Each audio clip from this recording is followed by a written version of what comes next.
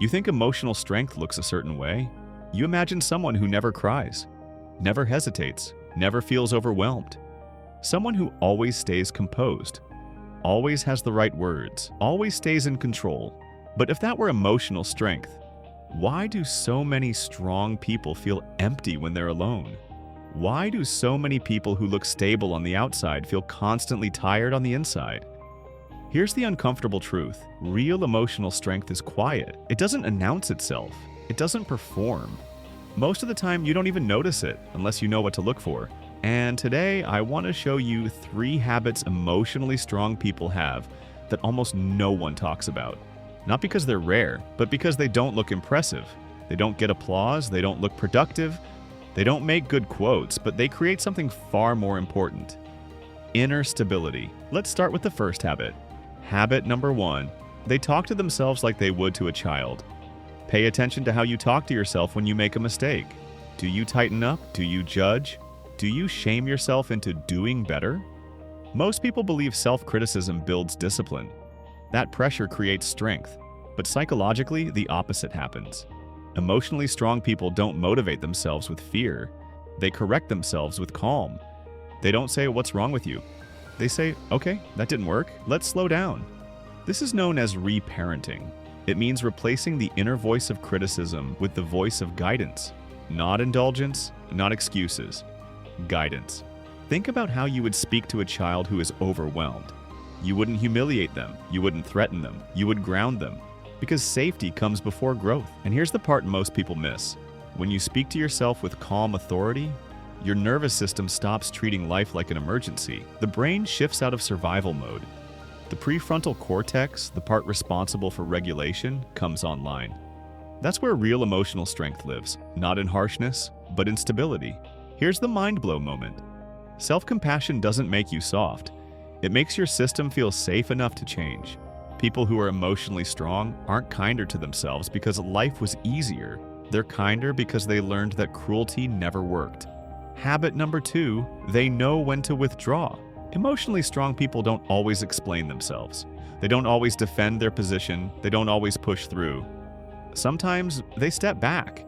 And from the outside, this gets misunderstood. People call it avoidance, weakness, running away. But psychologically, it's something else entirely. It's energy management. Emotionally strong people understand one core truth. Not every situation deserves access to their nervous system. They know that constantly engaging isn't maturity, it's dysregulation. So they withdraw, not out of fear, but out of clarity. They step back from conversations that spiral. They leave environments that drain them. They limit exposure to people who activate their stress responses. This isn't avoidance, it's boundary-based regulation. And here's the part that changes everything. Boundaries don't protect your time. They protect your emotional bandwidth. When your emotional system is overloaded, your brain reverts to survival patterns. Fight, flight, freeze. Emotionally strong people notice this early. They don't wait until they explode. They don't wait until resentment builds. They disengage before damage happens. And here's the quiet truth. Walking away doesn't mean you lost. Sometimes it means you chose stability over chaos. The strongest nervous systems aren't the ones that endure everything. They're the ones that know when enough is enough. Habit number 3, they celebrate quiet wins. Most people only feel successful when someone else notices. When there's recognition, validation, applause. But emotionally strong people track something different. They notice internal wins. Staying calm when they could have reacted. Pausing instead of spiraling. Choosing rest instead of proving something. These wins don't look impressive. No one claps for emotional regulation. No one rewards restraint. But psychologically, this is where confidence is built. When you recognize your own progress, your brain learns something crucial. Safety doesn't depend on external approval. This stabilizes dopamine responses. Instead of chasing validation, your system begins to self-regulate. And here's the uncomfortable insight. If you need constant recognition to feel okay, your nervous system is still negotiating safety. Emotionally strong people don't reject praise. They just don't depend on it. Their stability comes from consistency, not applause. And over time, this creates a quiet kind of confidence. Not loud, not performative, but unshakable. The deeper pattern. Now put all three habits together. Speaking to yourself with calm authority. Withdrawing when stimulation becomes harmful. Recognizing progress that no one else sees. Do you notice the pattern? Emotionally strong people don't fight their sensitivity. They regulate it. They don't suppress emotions. They relate to them differently. And this is where the biggest misunderstanding exists. Emotional strength is not emotional numbness. It's emotional literacy. It's the ability to feel deeply without losing yourself inside the feeling. That's not weakness. That's mastery. A moment of differentiation.